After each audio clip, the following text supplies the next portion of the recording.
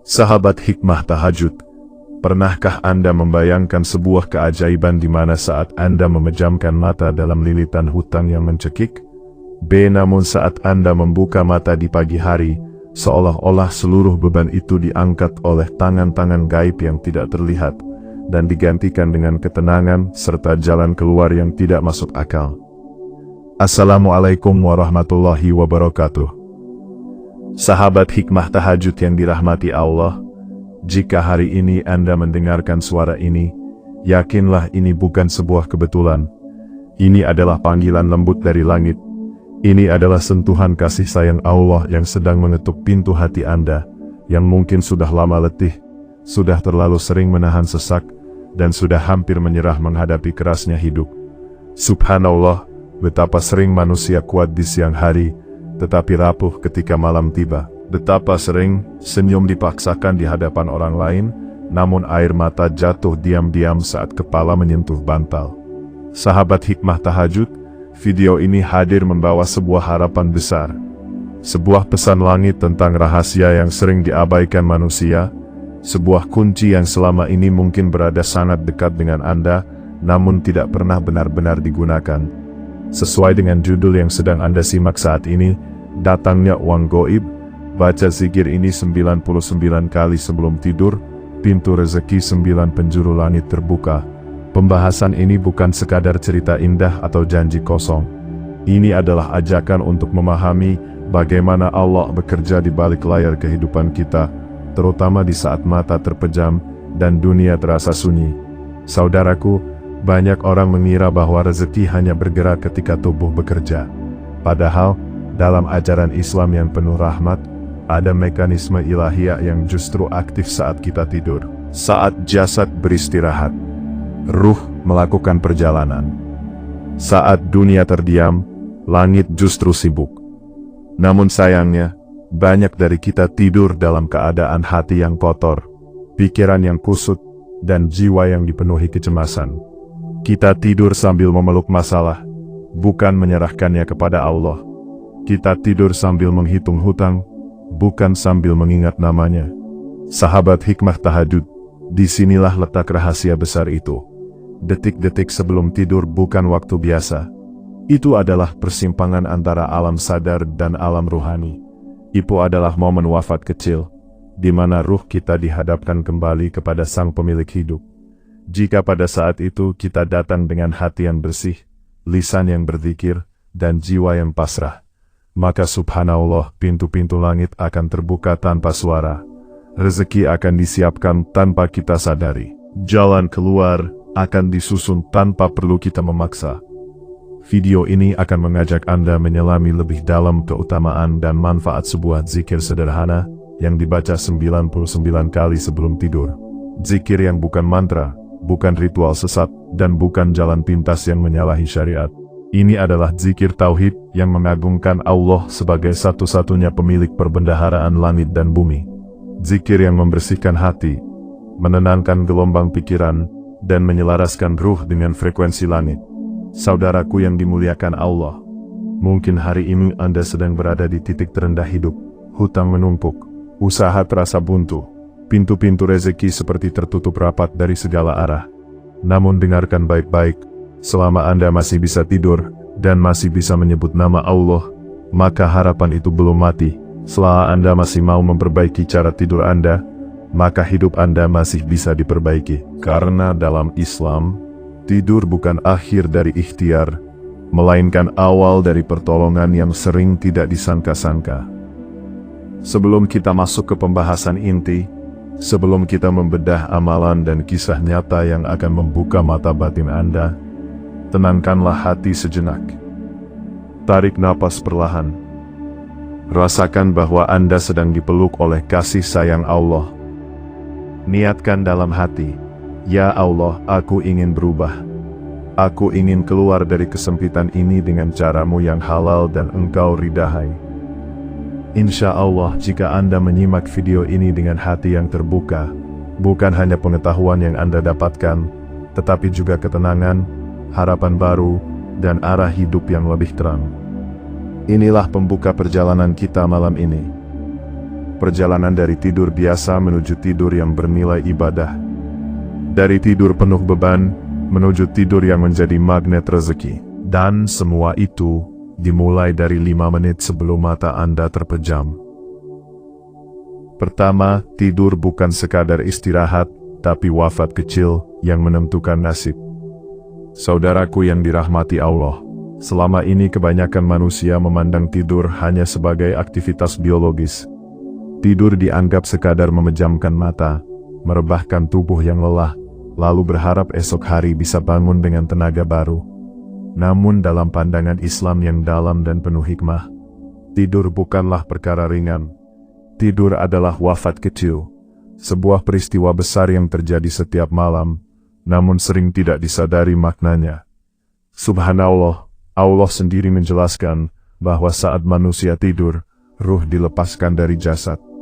Ruh dipegang oleh Allah sebagaimana ruh orang yang diwafatkan. Jika Allah berkehendak, ruh itu bisa saja tidak dikembalikan. Namun jika masih diberi umur, ruh itu dikembalikan ke jasad saat terbangun. Artinya apa? Artinya setiap kali kita tidur, sejatinya kita sedang menghadap Allah. Kita sedang kembali kepadanya. Meski hanya sementara. Disinilah titik awal mengapa tidur sangat menentukan nasib hidup seseorang. Karena keadaan ruh saat dilepaskan sangat bergantung pada kondisi hati sebelum tidur. Apakah hati itu penuh zikir atau penuh keluh kesah? Apakah lisan terakhir yang bergerak menyebut nama Allah atau justru mengutuk nasib? Apakah pikiran terakhir dipenuhi kepasrahan atau kecemasan? Banyak orang tidur dengan membawa tumpukan masalah ke alam ruh. Hutang dibawa ke bantal, ketakutan dibawa ke kasur, dendam dibawa ke alam tidur. Maka jangan heran jika bangun pagi terasa berat, rezeki terasa sempit, dan hidup terasa buntu. Karena ruh pergi menghadap Allah dalam keadaan kusut dan tidak siap menerima limpahan rahmat. Sebaliknya, orang-orang saleh memahami bahwa tidur adalah momentum emas. Mereka menyiapkan diri sebelum tidur, sebagaimana orang menyiapkan diri sebelum menghadap raja. Mereka membersihkan tubuh dengan wudhu, membersihkan hati dengan istighfar, dan membersihkan pikiran dengan zikir. Mereka paham bahwa ruh yang berangkat dengan bekal yang baik, akan pulang membawa titipan kebaikan. Dalam konteks rezeki, inilah awal dibukanya pintu rezeki gaib. Bukan karena tidur itu sendiri, tetapi karena apa yang dibawa ruh saat tidur. Ketika ruh menghadap Allah dalam keadaan pasrah dan penuh zikir, maka subhanallah, Allah tidak pernah menyia-nyiakan hambanya. Ruh itu tidak pulang dengan tangan kosong. Ia pulang membawa ketenangan, jalan keluar, dan seringkali membawa rezeki yang bahkan belum pernah terpikirkan sebelumnya. Maka saudaraku, jika selama ini tidur Anda hanya menjadi aktivitas lelah tanpa makna, bisa jadi disitulah titik kebuntuan rezeki bermula. Tidur yang tidak dipersiapkan dengan benar, membuat ruh berjalan tanpa arah. Dan ruh yang tidak terarah, tidak akan pernah menemukan gudang perbendaharaan langit. Kedua, mengapa banyak orang bekerja keras tapi tetap miskin secara spiritual? Saudaraku yang dimuliakan Allah, ini adalah realitas pahit yang sering kita lihat di sekitar kita. Ada orang yang bekerja dari pagi hingga malam. Ada yang banting tulang tanpa mengenal hari libur. Ada yang keringatnya jatuh setiap hari. Namun hidupnya tetap sempit, rezekinya tetap terasa seret, dan hatinya tetap gelisah. Subhanallah, masalahnya seringkali bukan pada kurangnya usaha. Masalahnya adalah cara pandang yang terlalu sempit. Manusia modern terlalu percaya pada logika, angka, dan tenaga. Seolah-olah rezeki hanya bergerak sejauh otot bergerak. Seolah-olah Allah hanya bekerja ketika manusia bekerja. Padahal hakikatnya, rezeki itu urusan Allah, bukan semata hasil tenaga manusia.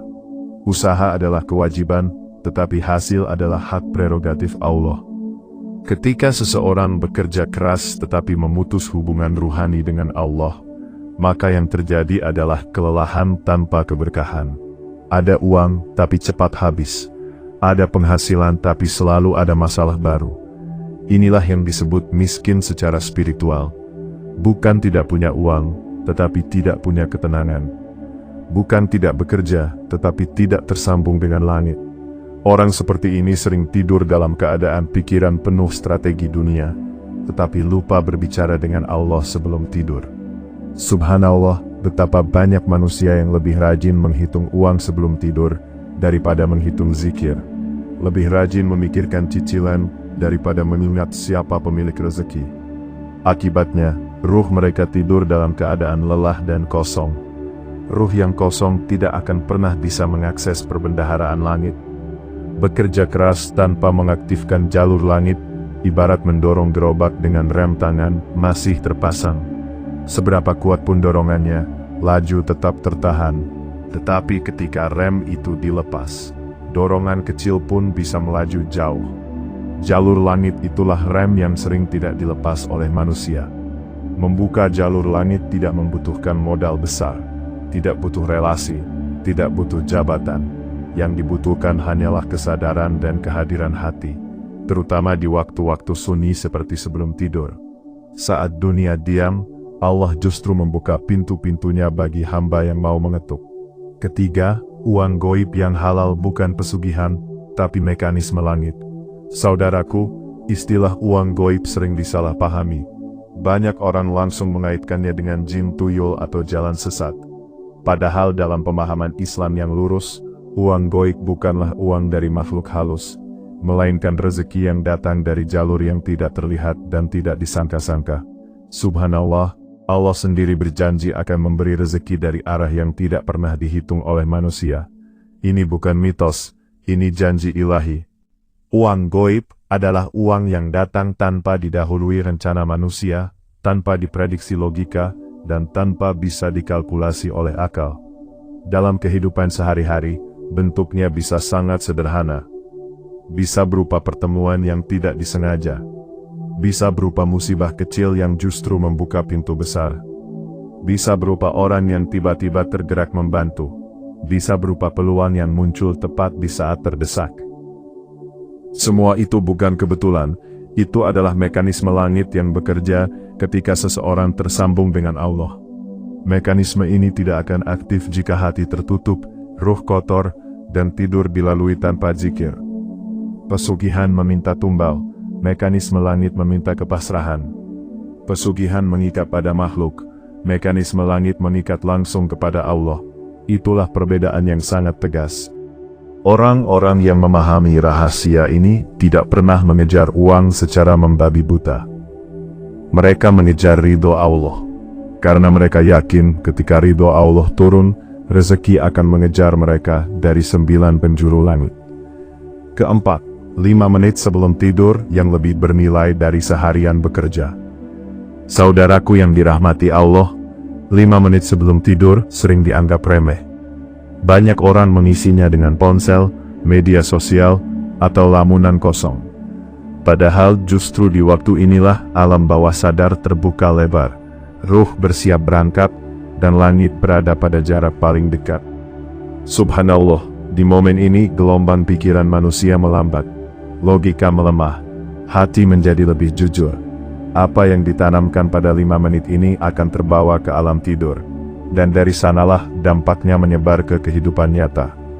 Zikir yang dibaca sebelum tidur bukan hanya bacaan. Ia adalah bekal perjalanan ruh.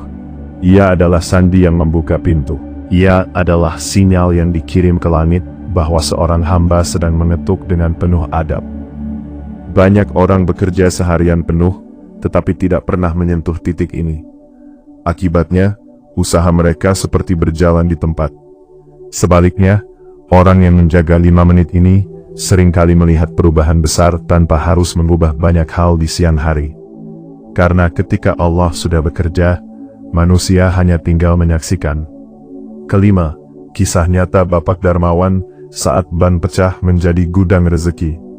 Saudaraku yang dirahmati Allah, setelah memahami bahwa tidur adalah wafat kecil, bahwa kerja keras tanpa jalur langit membuat jiwa miskin, bahwa uang goib yang halal adalah mekanisme ilahi, dan bahwa 5 menit sebelum tidur adalah waktu emas yang sering diabaikan, kini kita sampai pada satu kisah nyata yang menjadi bukti hidup dari semua pembahasan tadi.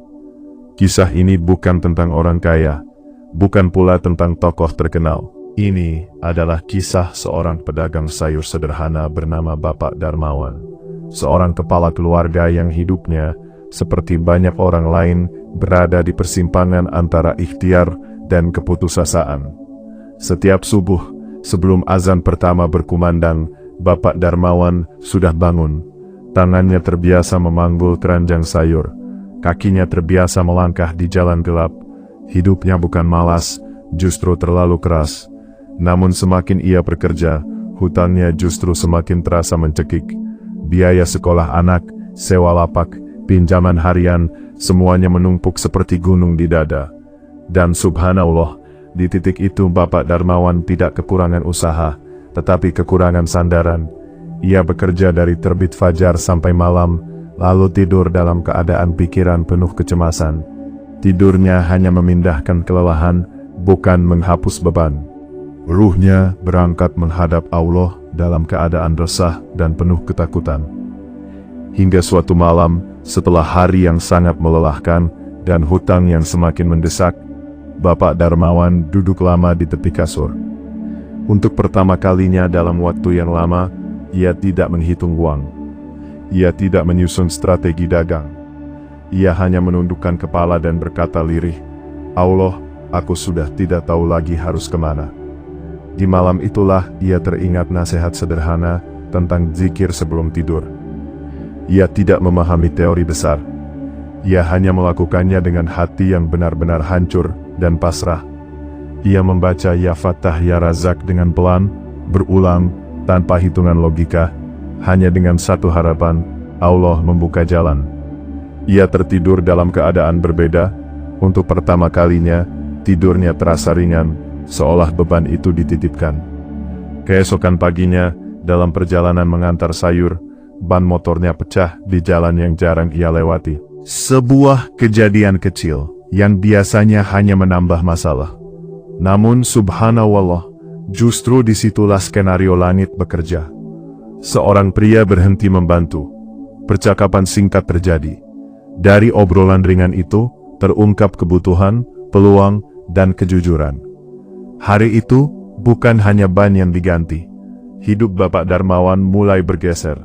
Ia mendapatkan bantuan modal, pesanan tetap, dan yang paling penting, ketenangan. Jumlah uang yang datang bahkan tepat menutup hutang yang paling mendesak. Bukan karena ban pecah itu ajaib, tapi karena ruh yang berangkat malam sebelumnya sudah tersambung dengan langit. Ban pecah hanyalah pintu. Gudang rezekinya sudah disiapkan Allah. Keenam, rahasia zikir Ya Fattah Ya Razak yang dibaca 99 kali. Saudaraku, sekarang kita masuk ke inti amalan yang menjadi jantung dari judul dan kisah ini. Zikir Ya Fattah Ya Razak bukan sekedar rangkaian kata. Ia adalah sistem ilahiyah yang sangat presisi. Ya Fattah berarti yang maha membuka. Membuka apa? Membuka jalan yang tertutup. Membuka pintu yang terkunci, membuka pikiran yang buntu, membuka nasib yang macet. Sedangkan Ya Razak berarti yang maha memberi rezeki. Bukan hanya memberi, tetapi memberi terus-menerus, memberi sesuai kebutuhan, memberi dengan cara yang tidak disangka. Subhanallah, ketika dua asma ini digabungkan, maka yang terjadi bukan hanya permintaan rezeki, tetapi permohonan sistemik. Kita tidak hanya meminta diberi, tetapi meminta dibukakan jalannya terlebih dahulu. Inilah yang sering keliru dipahami manusia. Banyak orang berdoa meminta hasil, tetapi lupa meminta pintu. Padahal Allah bekerja melalui pintu-pintu sebab. Zikir ini menyentuh keduanya sekaligus. Ketika dibaca sebelum tidur, zikir ini bekerja pada 3 lapisan. Pertama, lapisan pikiran sadar. Ia menenangkan kecemasan dan menghentikan dialog batin yang melelahkan. Kedua, lapisan bawah sadar. Ia menanamkan keyakinan bahwa rezeki adalah urusan Allah. Ketiga, lapisan ruh. Ia menjadi identitas ruh saat menghadap langit. Zikir ini bukan mantra. Ia bukan jampi. Ia adalah pengakuan total bahwa hanya Allah yang mampu membuka dan memberi. Dan pengakuan seperti inilah yang paling dicintai Allah. Ketujuh, Mengapa harus 99 kali dan bukan jumlah lain? Saudaraku yang dimuliakan Allah, pertanyaan ini sering muncul. Mengapa harus 99 kali? Mengapa tidak 10 atau 100 atau sekadar sekali dengan niat kuat? Jawabannya bukan pada hitungan kosong, tetapi pada makna kesempurnaan. 99 adalah jumlah Asmaul Husna. Ia melambangkan kelengkapan sifat-sifat Allah. Ketika seorang hamba berzikir dengan jumlah ini, ia seolah menyelaraskan dirinya dengan spektrum kesempurnaan ilahi. Subhanallah, pengulangan ini bukan untuk Allah. Pikiran manusia membutuhkan repetisi agar tenang. Hati membutuhkan irama agar luluh. Ruh membutuhkan konsistensi agar hadir. Ketika zikir dibaca 99 kali, gelombang kecemasan perlahan melemah. Pikiran logis berhenti melawan. Di titik tertentu, hamba berhenti mengatur dan mulai berserah. Dan disitulah koneksi ilahiyah aktif. Bukan jumlahnya yang memaksa Allah, tetapi kondisi batin yang terbentuk oleh pengulangan itu. 99 kali adalah perjalanan dari gelisah menuju pasrah. Kedelapan, tata cara tidur para wali agar malaikat bekerja saat kita terlelap. Saudaraku, sebagai penutup dan pengikat seluruh pembahasan ini, para wali tidak pernah memisahkan tidur dari ibadah. Mereka menyiapkan tidur sebagaimana menyiapkan pertemuan agung. Mereka berwudu, bukan sekadar membersihkan tubuh, tetapi menenangkan energi jiwa. Mereka sholat witir sebagai penutup amal harian, lalu berbaring menghadap kiblat dengan hati yang lembut. Zikir dibaca pelan, bukan dikejar jumlah, tetapi dijaga rasa. Niat dipasang bukan untuk memaksa rezeki, tetapi untuk pasrah total. Mereka menyerahkan urusan dunia kepada Allah sebelum ruh dilepas. Subhanallah, tidur seperti inilah yang membuat malaikat bekerja. Bukan karena kita memerintah malaikat, tetapi karena Allah memerintahkan mereka untuk mengurus hamba yang berserah. Dan disitulah pintu rezeki dari 9 penjuru langit terbuka. Kesimpulan dari seluruh pembahasan ini, sejatinya bukan sekedar tentang datangnya uang. Bukan pula hanya tentang zikir yang dibaca sebelum tidur. Lebih dalam dari itu, ini adalah tentang cara manusia memposisikan diri di hadapan Allah, tentang bagaimana hati belajar kembali pada fitrahnya, dan tentang bagaimana rezeki sejatinya bukan sekedar hasil kerja otot, tetapi buah dari keterhubungan ruh dengan langit. Subhanallah, ketika semua potongan pembahasan tadi disatukan, kita akan menyadari bahwa hidup ini tidak sesempit hitungan logika, dan tidak sesederhana kerja keras semata. Tidur yang selama ini kita anggap sebagai aktivitas paling pasif, ternyata menyimpan rahasia paling aktif dalam urusan takdir. Ia adalah wafat kecil, sebuah momen penyerahan total, ketika manusia tidak lagi memegang kendali apapun. Di titik itulah, Allah memperlihatkan bahwa rezeki bukan hasil paksaan, melainkan anugerah. Bukan tentang seberapa kuat kita mengejar, tetapi seberapa dalam kita berserah.